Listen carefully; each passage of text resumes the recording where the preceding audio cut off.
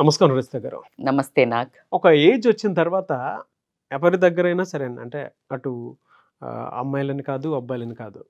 Hormone impact అనుకోండి, social impact అనుకోండి, లేదు అనుకుంటే పీర్ గ్రూప్స్ ఇంపాక్ట్ అనుకోండి. తెలియకుండానే మనిషి వెళ్ళకూడని చోట మనసు వెళ్తూ ఉంటుంది. ట్రూ. ఆ డిజైర్స్ ఏ విధంగా ఉంటాయి అని అంటే కొంతమందికి ఆ వ్యామోహం వ్యసనం కింద మార్చేలా చేస్తూ ఉంటాయి. వాటిని కంట్రోల్లో ఉంచుకోవాలి అని అంటే నిజంగా ఒక మనిషి ఫాలో అవ్వాల్సినటువంటి లైఫ్ స్టైల్ ఏంటి? తాకట్టులో ఉన్న బంగారాన్ని విడిపించి ఆ రోజు ఆన్లైన్ రేటుకే మేము కొంటాం. Sharma gold company. అయితే మీరు అడిగిన ప్రశ్నకి సమాధానం చెప్పే ముందు ఒక మంచి కథ చెప్తాం. ఎప్పుడు వీళ్ళు నీతులే చెప్తారు అని మనం ఓరల్గా చెప్తే టీచర్లలాగా కనిపిస్తాం, అవునా? సో అలా కాకుండా మనం ఏంటంటే ఒక మంచి కథ చెప్తాను, దాని తర్వాత దాంట్లో నుంచి మెసేజ్ మీరే చెప్తారు కానీ. సో కథ ఏంటంటే మనకి యాక్చువల్గా ఒక ఊర్లో ఒక జోగిలాగా, ఒక బిచ్చగాడిలాగా ఒక అతను ఉన్నాడు. అతను ఏంటంటే తంబూరాతో దైవత్వం ఎక్కువ, అతనికి భక్తి ఎక్కువ. భక్తి పాటలు పాడుతూ రోజు ఆ పక్కనున్న ఊర్లోకి వెళ్ళి భిక్షను తీసుకొని, అంటే భిక్షం అడుక్కొని అది తీసుకొని వచ్చి ఒక దట్టమైన అడవిలో ఒక పాడుబడిన దేవాలయాలు ఉంటాయి కదా, అక్కడ కూర్చొని తింటూ ఉండేవాడు.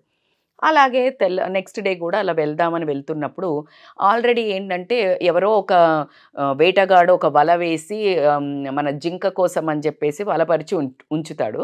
ఉంచితే అది పొరపాటున ఒక పులి వచ్చి దాంట్లో చిక్కుకుని రాత్రంతా తనలాడుతూ ఈయనను చూడంగానే అయ్యా బాబు నన్ను కొంచెం విడిపించు, ఎందుకంటే నేను రాత్రంతా దీంట్లో పడిపోయాను ఇట్లా అని బతిలాడుతుంది. బతిలాడితే అప్పుడు భిక్షగాడు, అమ్మా నేను విడిపిస్తే నువ్వు నన్నే తింటావు, నువ్వు పెద్ద పులివి అని అంటాడు. అని అంటే అప్పుడు పెద్ద పులి అంటుంది, భలే ఉన్నాము, అసలు నువ్వు నా ప్రాణాలు గడిపితే నువ్వు నా ప్రాణదాతవి, నేను నిన్నెందుకు తింటాను అని మాటలతో అంటుంది. అనగానే పాపము మంచివాడు కదా భిక్షగాడు ఏం చేశాడంటే చక్కగా ముడి విప్పుతాడు. విప్పంగానే అది లేసి వచ్చేసి పులితత్వం ఎక్కడ పోతుంది, అసలే ఆకలి మీద ఉన్న పులి, దానికి మంచి చెడు ఏమి కనిపించదు. సో ఏం చేసింది, పులి హెల్ప్ చేసిన వాళ్ళని కూడా చూడలేదు.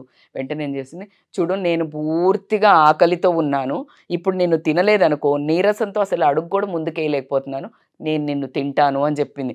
అప్పుడు భిక్షగాడు ఆవాక్కైపోయి, బాబోయ్ ఏంటి నువ్వు ఇప్పుడు మూట విప్ప ముందుకు ఏం చెప్పావు, నేను నన్ను తినా అని చెప్పావు, ఇప్పుడు ఇప్పిన తర్వాత ఏంటి తింటా అంటున్నావు అని అని ఇట్లా అడుగుతున్నప్పుడు నక్క పాస్ అవుతుంటుంది అటువైపు నుంచి. దాన్ని పిలిచి తన గోడు చెప్పుకుంటాడు ఈ భిక్షగాడు. చెప్పుకోగానే నక్క కదా చాలా తెలివిగలది కదా, నక్కే, దానికి కథ ఏంటో మోసపూరితమైన కథ ఏంటో అర్థమైపోయి కానీ వెంటనే పులిని దాటికి తట్టుకోవాలంటే నక్క తెలివి చూపించాల్సిందే. మరి అప్పుడు ఏం చేసిందంటే దాని తెలివి చమత్కారంగా దీన్ని హ్యాండిల్ చేయాలనుకుని, సరే మరి నువ్వు కాపాడావు కానీ పాపము పులిని చూస్తేనేమో చాలా ఆకలితో ఉంది, చచ్చిపోయేటట్టుంది, నిన్ను తినటమే న్యాయము అని భిక్షకాడికి చెప్తుంది. చెప్పంగానే అని చెప్తూ ఆ మాట చెప్తూ, సరే అసలు ఏం జరిగిందో చూపించండి ఒకసారి, ఎవరిది న్యాయమో నేను ఓ మాట చెప్తాను అనింది. అని అంటే డెమో ఇయ్యమని, రీక్రియేట్, మన యంగ్స్టర్ సీన్ రీక్రియేట్ చేయమని చెప్తుంది.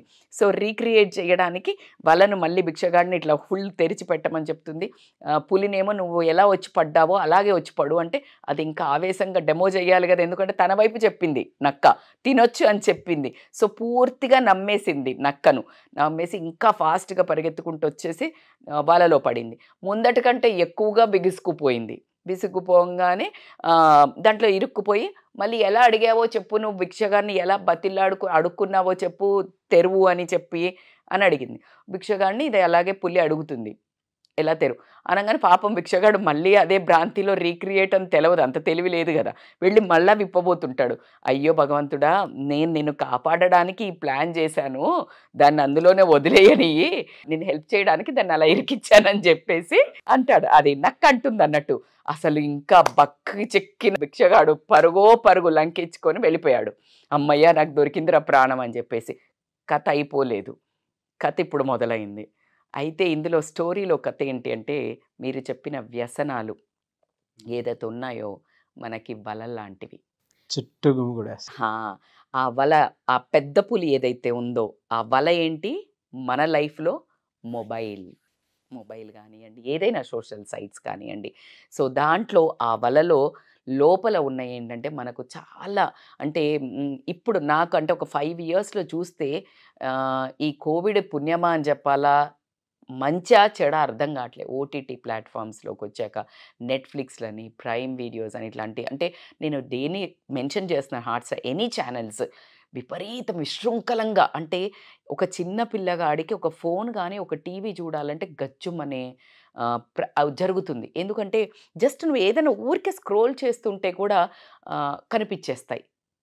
పాస్వర్డ్ ఏంటి అంటే ఆ చిక్కుముడి, అది ఇప్పాలా వద్దా, ఇప్పామా పులి వచ్చి తినేస్తుంది నిన్నే.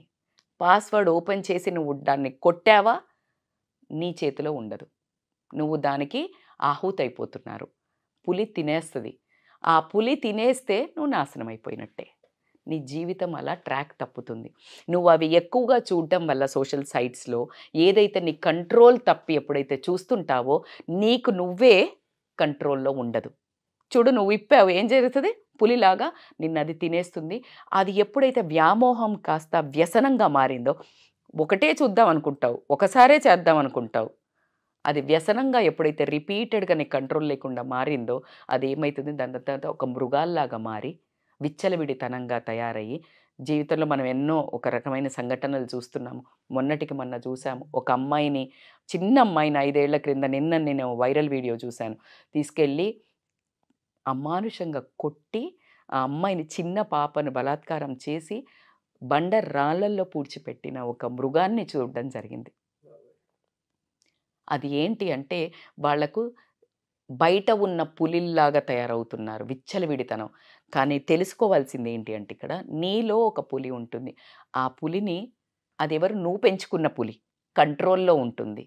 నువ్వు పెంచుకున్న ఆ పులిని ఎంటర్టైన్ చేయాలి. కానీ నీ బయట ఉన్న వాటిని చూసి ఉద్రేకము, బయట దాన్ని చూసి ఉద్రేకం డెవలప్ చేసుకున్నావంటే మృగంతో సమానం. నీ లోపల ఉన్న పులిని నీకు కంట్రోల్ చేసుకో, అంటే నీ తల్లిదండ్రి కానివ్వండి, సమాజం త్రూగా కానీ, పెళ్ళి అనే వివాహ సంస్థ ఉంది, ఎన్నో రకాలుగా నువ్వు కోరికలను తీర్చుకోవచ్చు. ఎప్పుడైతే కోరికలను నువ్వు, ఫర్ ఎగ్జాంపుల్ నీకు ఆకలి వేస్తుంది, ప్రతి మనిషికి ఆకలి, దప్పిక, ఇలాంటి వ్యామోహం అనేది మానవ సహజం. పుట్టిన మనిషికి కామన్, అది జంతువులకు ఉంది, మానవులకు ఉంది. మానవులకు ఉన్న ఒకే ఏంటంటే సంస్కారంతో, వివేకంతో, తెలివితో వాళ్ళు కంట్రోల్, నిగ్రహ శక్తి కూడా ఇచ్చింది ఎవరికి అంటే మానవులకే. ఆ మానవులు మృగాలుగా మారుతున్న తరుణాలు మనం ఎన్నో చూస్తున్నాము.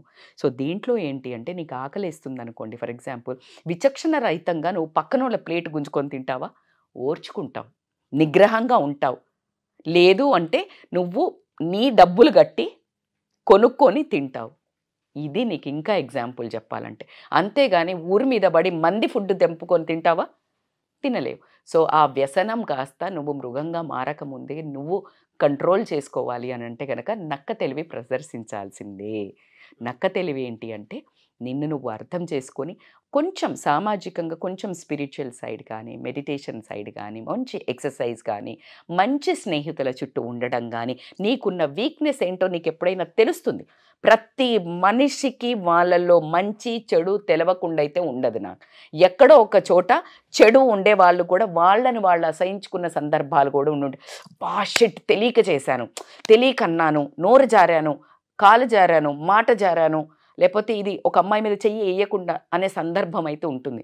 అలా ఎప్పుడైతే నీకు అనిపిస్తుందో ఇలాంటి డైరెక్షన్లోకి వెళ్ళినట్టయితే ఈజీగా ఇలా నక్క తెలివితో ప్రదర్శించే ఆ లగో అని ఎలాగైతే ఆ భిక్షగాడు పరిగెత్తాడో ఈ జీవితం ఆ పులి నోట్లో పడకుండా అలా పరిగెత్తొచ్చు మనం, ఇలాంటి వ్యసనాల బారిన పడకుండా. సో ఇలాంటి వ్యామోహాలు తప్పేం కాదు, కంట్రోల్లో ఉండేవి ఇంపార్టెంట్ అని మనకి వండర్ఫుల్ స్టోరీ అయితే దానికి అనుకూలంగా అర్థమయ్యేటట్టు మన వ్యూవర్స్కి చెప్పడం జరిగింది. ఫ్యాంటాస్టిక్ అండి. అంటే మీరు చెప్పిన భాషను బట్టి నాకు అర్థమైంది ఏంటి అని అంటే వ్యామోహం కాస్త వ్యసనం కిందకి మారుతుంది, వ్యసనం కాస్త ఉన్మాదం కిందకి మారుతుంది, మనిషిని చంపేయడానికి ఆస్కారం ఎక్కువ ఉండేలా చేస్తుంది. మీరు ఇందాక ఒక మాట అన్నారు, మనకు ఆకలేసింది కదా అని చెప్పేసి సోషల్ రెస్పాన్సిబిలిటీ లేకుండా ఇర్రెస్పాన్సిబుల్గా బిహేవియర్ కూడా ఆడ్ బిహేవియర్ లాగా చెయ్యం, పట్టుకొని లాగేసి తినేసేయం కదా.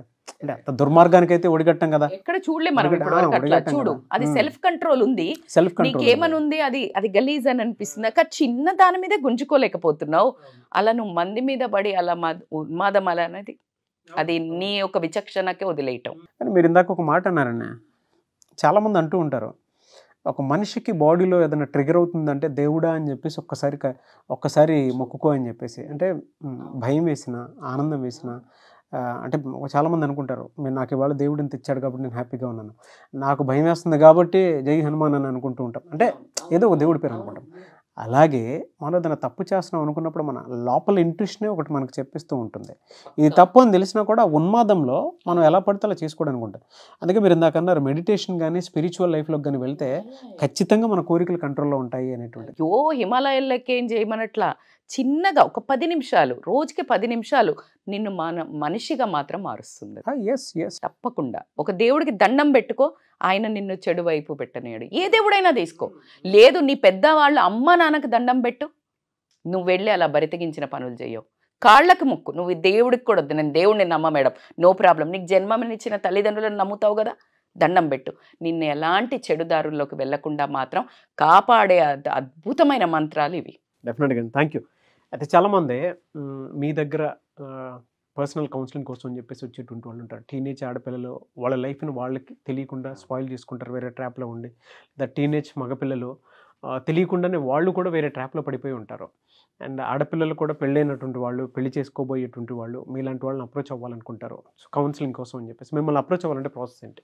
They can call on scrolling number. మన వీడియోస్ చూసి నిజంగానే అంటే సో బ్లెస్డ్ అని నేను ఎప్పుడూ చెప్తాను. ఎందుకంటే మనకి ఆ వీడియోస్ చూసి చాలామంది అమ్మాయిలకి పర్ఫెక్ట్గా ఎలా కౌన్సిలింగ్ అవసరమా అన్న విషయంలో తండ్రులు ఎంతమందో తీసుకొచ్చి మనకి ఆల్రెడీ రిజల్ట్స్ చూస్తున్నారు. సో కాబట్టి they can contact for any, చిన్న నుంచి పెద్ద వరకు వాళ్ళ లైఫ్ని ఎలా లీడ్ చేసుకోవాలి, ఏం మాట్లాడాలి, ఏం మాట్లాడొద్దు, decision making, depression, stress, family relation, ఇలా ఏది అని అనుకున్నా కూడా they can contact us on scrolling number నాకు for online and offline. Thank you అండి. Thank you so much Rasta గారు. Thank you so much. చూసారు కదా వీడియో. ఈ వీడియోపై మీ అభిప్రాయం కామెంట్ బాక్స్లో పోస్ట్ చేయండి. అండ్ పార్ట్ 2 కనుక మీకు కావాలి అనుకుంటే కింద కామెంట్ బాక్స్లో పోస్ట్ చేయండి. ఇంకా కొన్ని విషయాలు తెలుసుకోవాలనుకుంటున్నాము, దయచేసి కొంచెం మాకు మోర్ నీడ్ ఇన్ఫర్మేషన్ అని కనుక పెడితే, మీరు సపోర్ట్ చేస్తే ఖచ్చితంగా నేను వాటి మీద వీడియోస్ చేయడం జరుగుతుంది. సో అండ్ పర్సనల్ కౌన్సిలింగ్ కూడా కావాలి అనుకుంటే రస్తా గారిది స్క్రీన్ మీద మీకు కాంటాక్ట్ నెంబర్ కనిపిస్తుంది, దానికి మీరు call or message or WhatsApp చేసి వెంటనే అపాయింట్మెంట్ తీసుకోవచ్చు. ఈ వీడియో లైక్ చేయండి, షేర్ మాత్రం తప్పకుండా చేయండి. ఇలాంటి మరిన్ని వీడియోస్ కోసం మా ఛానల్ ఫాలో అవ్వండి. Thank you.